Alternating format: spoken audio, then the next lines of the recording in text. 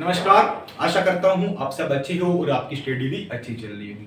तो हम general science पढ़ रहे थे, उसमें हमारा सब्जेक्ट चल रहा था फिजिक्स और हमने फिजिक्स की लगभग 10 से 12 क्लासें कर रही है। तो उम्मीद कर रहा हूँ आपको ये क्लासें पसंद आ रही होगी और आपका अच्छा रिस्पॉन्स आ रहा है। तो उसके रिगार्डिंग ही हम आगे से पढ़ पा रहे हैं। तो हमने फिजिक्स को 7 से 8 भागों में डिवाइड किया था और हमने उसके 3 पार्ट कंप्लीट कर लिए, जिसमें हमने बल को देख लिया है, जिसको फोर्स बोलते हैं, फ्रिक्शन देख लिया, घर्षण देख लिया, हमने कार्य देख लिया, ऊर्जा देख ली, शक्ति देख ली। ये चीजें हमने बेसिक चीजें डिस्कस कर ली है। तो आज हम जो उसका फोर्थ पार्ट हम डिस्कस करेंगे वो है गुरुत्वाकर्षण।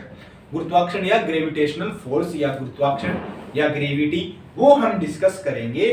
तो उसकी आप पहले हेडिंग डालो, क्या? गुरुत्वाकर्षण। गुरुत्वाकर्षण डिस्कस करेंगे आज हम पढ़ेंगे गुरुत्वाकर्षण। इससे आप क्या समझ रहे हो? इस नाम को ही अगर आप देखोगे तो गुरुत्व प्लस आकर्षण, इसमें क्या है? एक चीज नाम आ रहा है आकर्षण। मतलब अगर हम कोई ब्रह्मांड में, आप ब्रह्मांड की हम बात करते हैं कि ब्रह्मांड में सब लोग क्या है या पृथ्वी पे क्या हो रहा है, सब लोग एक दूसरे से जुड़े हुए हैं। क्यों जुड़े हुए हैं? क्योंकि कहीं ना कहीं एक फोर्स काम कर रहा है, एक बल काम कर रहा है, उसी बल से हम लोग एक दूसरे से जुड़े हुए हैं। वो ही बल क्या है? एक गुरुत्वाकर्षण बल है। उसको हम क्या बोलते हैं? ग्रेविटेशनल फोर्स बोलते हैं, गुरुत्वाकर्षण बल बोलते हैं। क्योंकि हर एक दूसरे के प्रति अट्रैक्ट हो रहा है, उसका आकर्षण हो रहा है, तभी तो वो सब एक दूसरे से जुड़े हुए हैं। जैसे ब्रह्मांड की बात करें, जैसे ये पूरा ब्रह्मांड है, ध्यान से समझना। हमारा मेन कॉन्सेप्ट क्या है, फोकस क्या रहेगा? समझने पे रहेगा, न कि लिखने पे। लिखा हुआ तो बहुत सारी बुक्स में या बहुत सारी जगह आपको मिल जाएगा, बट समझने की चीजें बहुत कम जगह मिलेगी। ये मान लो पूरा ब्रह्मांड है। उस ब्रह्मांड में क्या है? ये हमारी पृथ्वी है, जिसको हम अर्थ बोलते हैं। जैसे ये मून है, ये जैसे मान लो मंगल है, ठीक है, ये बुध है, ऐसे ये शनि सूर्य है, ठीक है, ये इसको ये मान लो अपना बृहस्पति है। ऐसे सब मान लो ग्रह है ब्रह्मांड में बहुत सारे, और इधर छोटे मोटे और बहुत सारे ग्रह या गैलेक्सियां होगी, बहुत सारे होंगे ऐसे। तो ये सब क्या है? अपने एक निश्चित कक्षा, जिसको हम क्या बोलते हैं, एक सर्किल है, एक पाथ है इनका। उसमें क्या है? एक तरह से एक अपने आप को चक्कर लगा रहे हैं और क्या कर रहे हैं? फॉलो कर रहे हैं, टाइम रूटीन के अकॉर्डिंग चल रहे हैं अपना सब। ऐसे नहीं है कि कोई रैंडमली, ऐसे थोड़ी है भेड़ बकरियों की तरह कोई भी उठा और कोई भी कहीं भी जाके निकल गया और घूमने लग गया। ऐसे नहीं चल रहा ना, सब एक वे से चल रहा है, सिस्टमेटिक ढंग से काम हो रहा है। और अब जो आर्ट्स के बच्चे हैं, उनके दिमाग में ये रहता है कि अगर पृथ्वी गोल है या अंडाकार आकृति की है, तो पृथ्वी पे हम बोलते हैं कि चारों ओर लोग रहते हैं, ठीक है। आपने ग्लोब देखा होगा स्कूल के अंदर, आपके जो प्रिंसिपल स्कूल ऑफिस होता है स्कूल का, वहां एक पृथ्वी की आकृति का एक ग्लोब, एक फुटबॉल जैसा ऐसा रखा होता है। वो क्या ग्लोब होता है? उसमें क्या होता है? हर देश का एक नक्शा दिया होता है कि पृथ्वी में कौन सा देश कहाँ पे है। तो हम बोलते हैं कि पृथ्वी गोल है और वो अपने एक्स पे घूम रही है। तो बहुत सारे कैंडिडेट का मन में क्वेश्चन होता है, डाउट है, जेन्युइन भी है, ये होना भी चाहिए। क्योंकि जिन कैंडिडेट ने साइंस बैकग्राउंड से, वो तो इस चीज को समझ जाते हैं। जो कैंडिडेट आर्ट्स बैकग्राउंड से हैं, वो इस चीज को नहीं समझ पाते हैं कि अगर पृथ्वी गोल है, ठीक है, तो उनके दिमाग में रहता है कि यहां अगर कोई चिंटू रहता है, मान लो, ठीक है, उसके पैर तो पृथ्वी के ऊपर है ऐसे, ठीक है, वो तो इस पे चल पाता है, यहाँ पे पृथ्वी पे रुका हुआ है। अगर वो बोलते हैं अगर पृथ्वी गोल है, तो पृथ्वी के नीचे की तरफ कोई पिंटू रहता है यहाँ, ठीक है, तो वो बोलते हैं कि पिंटू ऐसे रहेगा, तो पिंटू के सर ऐसे रहेगी, पैर ऊपर रहेंगे ऐसे, और पिंटू नीचे क्यों नहीं गिरता? क्योंकि ब्रह्मांड में पिंटू क्यों नहीं उठ पाता? अगर चिंटू यहाँ सही है, तो पिंटू ऐसे क्यों लटका हुआ क्यों है ऐसे? तो उनका डाउट भी जेन्युइन है, क्योंकि हर चीज पृथ्वी के अंदर क्या है? पृथ्वी का एक केंद्र है। ये क्या है? पृथ्वी का एक केंद्र, जिसको हम बोलते हैं सेंटर। और पृथ्वी ब्रह्मांड में हर पिंड के बीच में क्या लग रहा है? एक बल लग रहा है। और बल क्या है? वो फोर्स लग रहा है। वो दो पिंडों के बीच क्या क्या है? द्रव्यमान के तो गुणनफल है। वो उनकी बीच की दूरी है ना, उसकी बीच की दूरी के वर्ग के क्या है? इनवर्सली प्रोपोर्शनल है, उसके वर्ग के क्या है, वर्ग स्क्वायर के क्या है, इनवर्सली प्रोपोर्शनल है, मतलब विथ अनुक्रमानुपाती है। मान लो इसका मास क्या है, m1 है। अगर इसका m1 मास है तो वो इस किधर लग रहा है, इसके सेंटर की ओर लग रहा है, पृथ्वी अपनी तरफ खींच के रख रही है।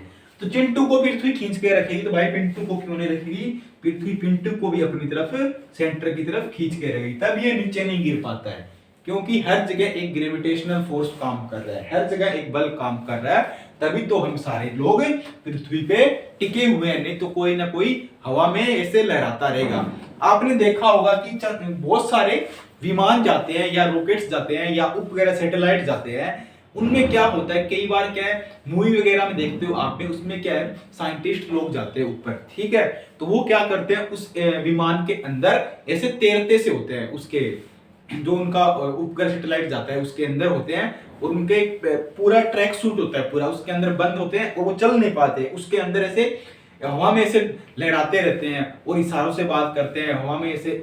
वो क्यों होता है, वो इसलिए होता है कि वहां ग्रेविटेशनल फोर्स की कमी हो जाती है, या क्योंकि हमारा जो पृथ्वी का ग्रेविटेशनल फोर्स है ना, उसके बराबर वो मैच नहीं कर पाता है, तो उस चीज का डिफरेंस आने के बाद वो वहां चल नहीं पाते, वहां का फ्रिक्शन कम हो जाता है, तो वो ऐसे हवा में तैरते रहते हैं। फिर वो खाना भी नहीं खाते, उनके खाने के लिए क्या करते हैं, जिसमें हमारी पेस्ट आती है ना, उसको हम बोलते हैं कोलगेट, इस तरह उनका खाना पेस्टों में बना के भरा जाता है और उनको ऐसे पेस्ट दिए जाते हैं कि वो उसे पेस्ट के रूप में खाना खा सके। तो ये सब क्या होता है, ग्रेविटेशनल या गुरुत्वाकर्षण बल के कारण होता है। तो ये तो हम बाद में आगे डिस्कस करेंगे। अब हम बात करते हैं कि गुरुत्वाकर्षण बल फिजिक्स की भाषा में क्या है। ये तो हमारा समझने का तरीका था कि गुरुत्वाकर्षण बल कैसे हम समझ पाते हैं। पृथ्वी की फिजिक्स की भाषा में देखें तो दो कोई पिंड है, मान लो दो ऑब्जेक्ट है, ठीक है, इंग्लिश वाले इसको ऑब्जेक्ट बोल सकते हैं और हिंदी वाले पिंड बोल सकते हैं। इसका द्रव्यमान मास m1 है, इसका द्रव्यमान मास m2 है, ठीक है। अब इनका द्रव्यमान और इनका मास हो गया m1 m2, इन दोनों के बीच में क्या लग रहा है, एक फोर्स लग रहा है, ये अपनी तरफ खींच रहा है, ये अपनी तरफ खींच रहा है, तभी ये दोनों एक दूसरे की तरफ अट्रैक्टेड है और जुड़े हुए हैं। अब क्या करेगा, इनका फोर्स लग रहा है, तो मैंने बताया फोर्स क्या है, इनके बीच की दूरी के क्या है, गुणनफल है के समानुपाती, m1 m2 के समानुपाती है, और इनके बीच की दूरी है वो r, ठीक है, उसके क्या होगा, उसकी स्क्वायर के विथ अनुक्रमानुपाती होगा, मतलब r स्क्वायर के विथ अनुक्रमानुपाती होता है। जैसे आपको पता है ये समानुपाती का ये निशान हटता है तब क्या आता है, यहाँ पे एक कांस्टेंट का निशान आता है, क्या आता है, एक कांस्टेंट आता है, कोई ना कोई एक नियतांक आता है।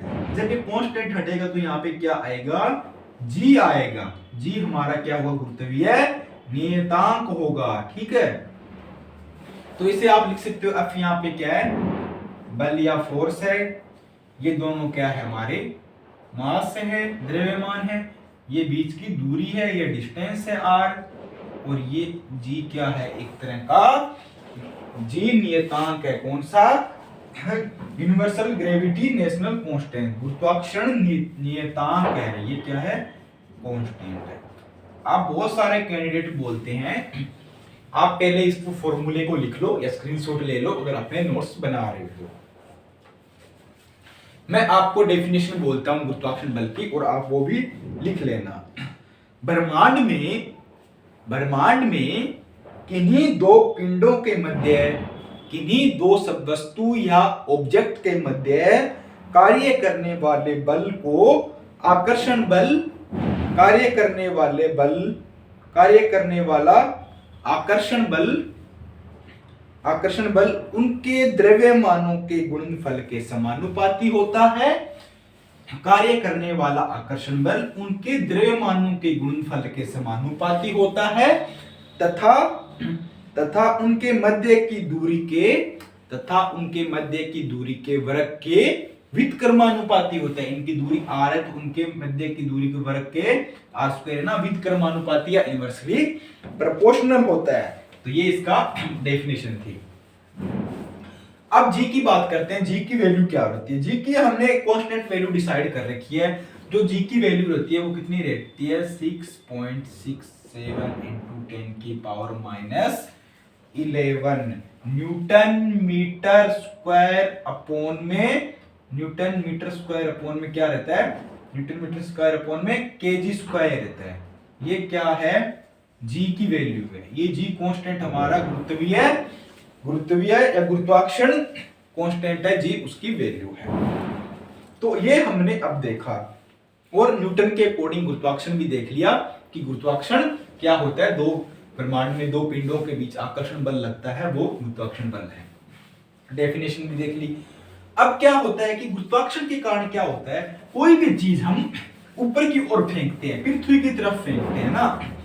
उम्मीद कर रहा हूं आपने ये लिख लिया होगा और समझ भी आ रही होगी आपके चीजें आपके, और आप नोट्स भी बना रहे होंगे। अपने नोट्स जरूर बनाएं, क्योंकि ये जो सब्जेक्ट और चैप्टर है ना, ये 9th 10th 11th और 12th ये सब्जेक्ट गुरुत्वाकर्षण बल वाला 11th में लगता है फिजिक्स में। बहुत अच्छा चैप्टर है और अच्छा से पढ़ना, आपके हर एग्जाम में भी काम आएगा। अब पढ़ेंगे, अब हम क्या करते हैं, कोई भी चीज ऊपर की ओर फेंकते हैं, जैसे अंतरिक्ष की तरफ फेंकते हैं, तो वो क्या होती है, वापस नीचे ही आती है, क्योंकि वो एक फोर्स लगाती है, ऊपर जाती है, और पृथ्वी एक अट्रैक्शन करती है, उसको अपनी तरफ खींचती है, क्योंकि वो पृथ्वी अपने केंद्र की ओर उसको खींचना चाहती है, तो उसमें एक बल लग रहा है। तो हम क्या करते हैं, ऊपर से कोई एक वस्तु छोड़ते हैं। जब छोड़ते हैं तो जैसे मैं छोटा सा मार कर छोड़ूंगा, ऊपर थोड़ी जा रहा है, ऊपर छोड़ने के बाद कहां नीचे आ रहा है। जैसे जैसे जैसे वो नीचे आता है ऊपर से छोड़ के, तो उसकी स्पीड बढ़ती जाती है, उसका वेग बढ़ता जाता है, उसकी वेलोसिटी बढ़ती जाती है।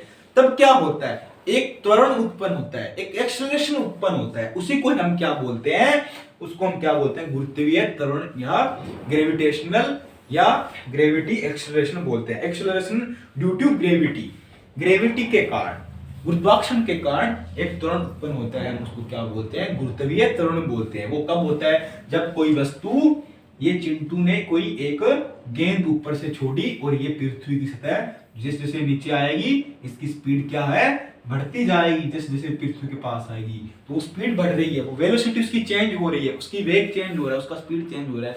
तो किसके कारण होता है, एक त्वरण उत्पन्न हो रहा है, उस त्वरण को क्या बोलते हैं, गुरुत्वीय त्वरण बोलते हैं। तो आप इसको लिख लो, जब कोई वस्तु ऊपर से मुक्त रूप में, मतलब फ्री हैंड छोड़ी जाती है, जब किसी वस्तु को ऊपर से मुक्त रूप में छोड़ी जाती है, तो वह गुरुत्वबल के कारण पृथ्वी की ओर गिरने लगती है।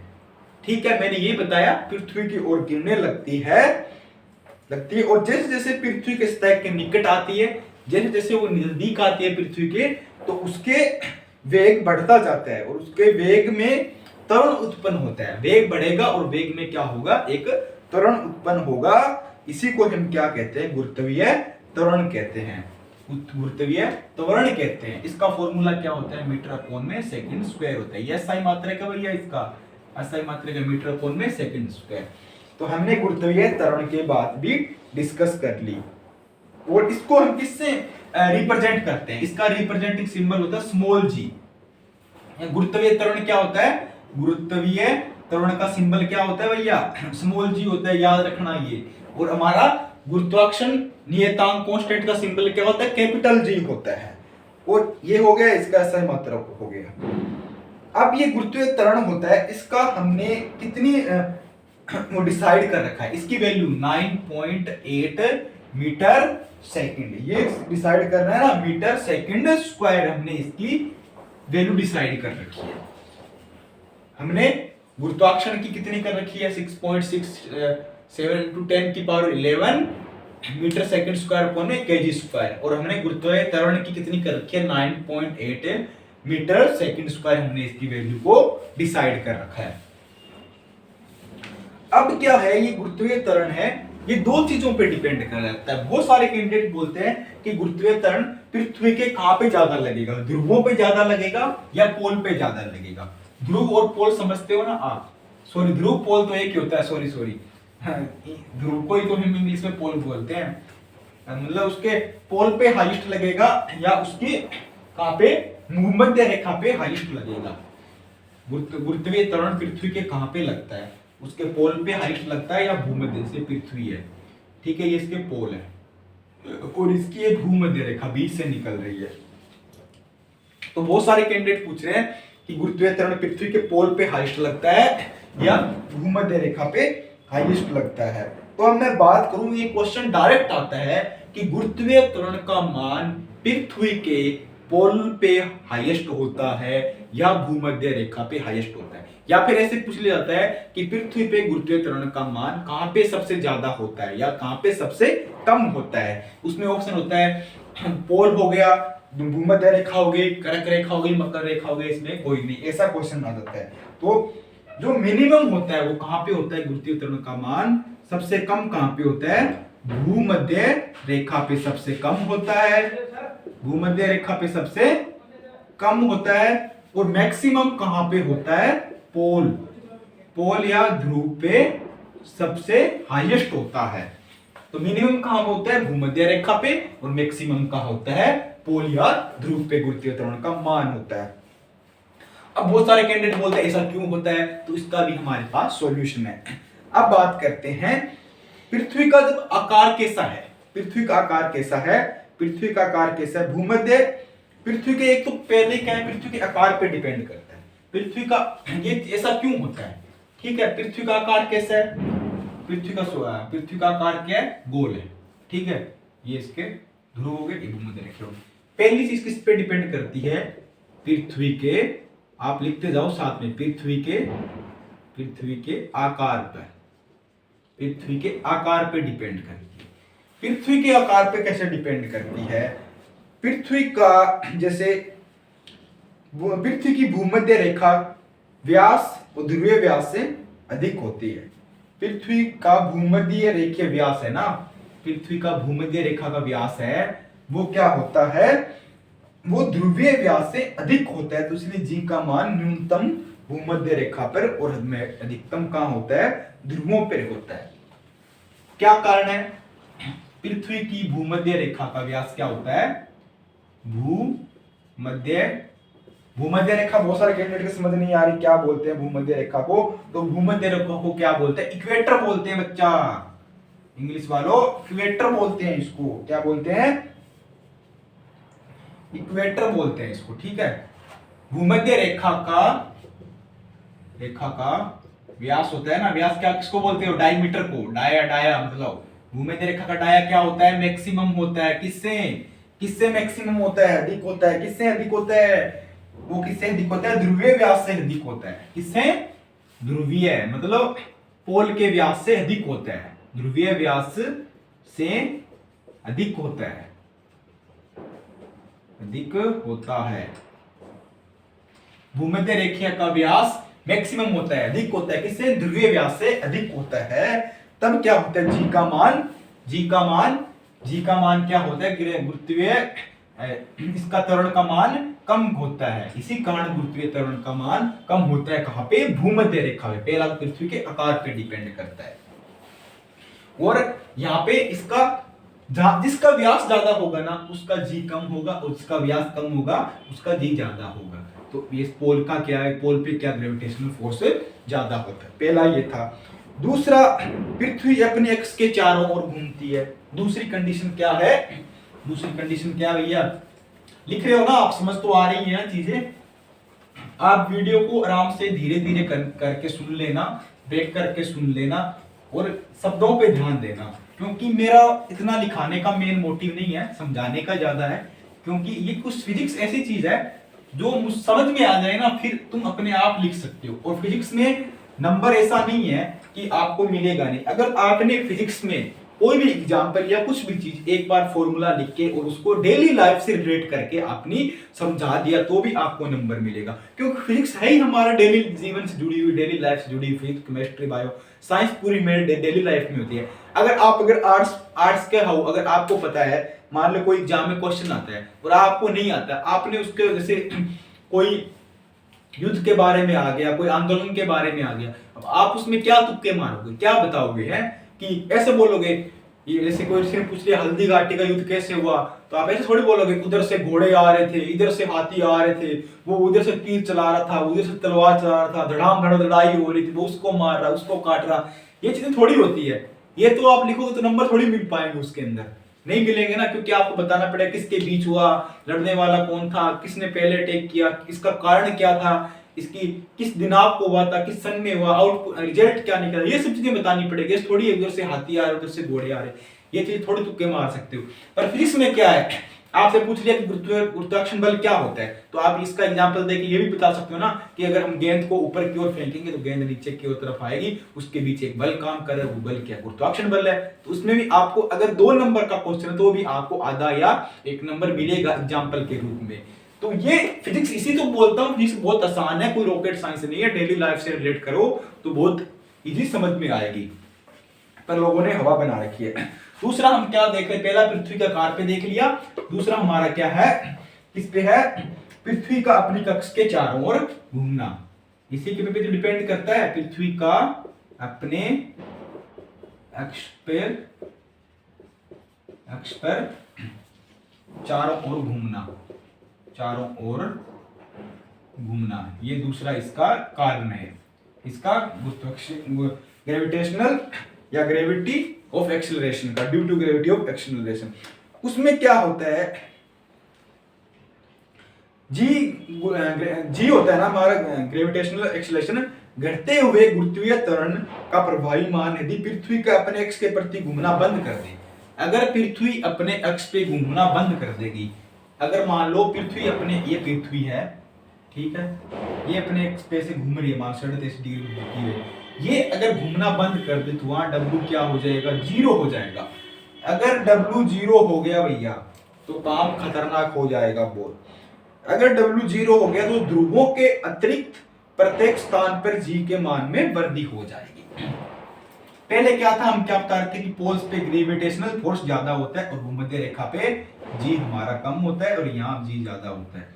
अगर पृथ्वी अगर घूमना बंद कर दे तो उस पर W 0 होगा, W 0 होगा तो क्या होगा कि ध्रुवों पे ग्रेविटेशनल फोर्स गिरने लग जाएगा, गुरुत्वीय त्वरण कम होगा और सब जगह गुरुत्वीय त्वरण क्या होगा, बढ़ने लग जाएगा। कब, जब पृथ्वी घूमना बंद कर दे, रोटेशन क्या हो जाए पृथ्वी का, रोटेशनल क्या हो जाए, स्टॉप हो जाए, स्टॉप हो जाए, बंद हो जाए, 0 हो जाए, तो क्या होगा, ध्रुवों पे G का मान घटेगा और बाकी सब जगह बढ़ने लग जाएगा। इसी प्रकार यदि पृथ्वी अपने अक्ष के प्रति वर्तमान गति से 17 गुना अधिक गति से घूमने लगेगी, ठीक है, अगर बंद हो गया ना W का मान तो पृथ्वी का क्या होगी, अपनी जो अभी वर्तमान घूम रही है ना उस स्पीड से क्या होगा पता है, 17 गुना तेज घूमने लग जाएगी, जो आपको पता भी नहीं चलेगा। बहुत स्पीड है, जिस स्पीड से आप घूम रही है ना उसकी 17 गुना स्पीड हो जाएगी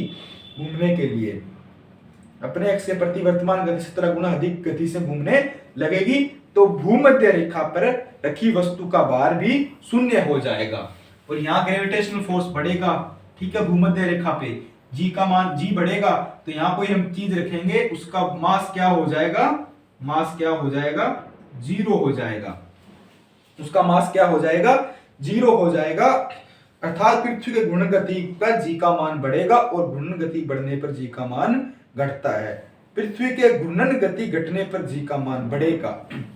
अगर पृथ्वी जितनी तेज घूमेगी ना, पृथ्वी जितनी तेज घूमेगी तो क्या होगा, G का मान क्या होगा, अगर रोटेशनल स्पीड पृथ्वी की ज्यादा है तो G का मान कम होगा, अगर रोटेशनल स्पीड पृथ्वी कम है तो G का मान ज्यादा होगा। मतलब ये एक दूसरे के इनवर्सली प्रोपोर्शनल है। अब क्या होता है कि हम पृथ्वी के तल से ऊपर जाते हैं, क्या होता है, G का मान बढ़ता है घटता है। अगर हम पृथ्वी के तल से ऊपर जाएंगे तो वहां क्या होगा, G का मान घटता है और पृथ्वी के तल के नीचे जाने पर G का मान घटता है। इसका मान है G डैश G1 R के बराबर होता है, ठीक है।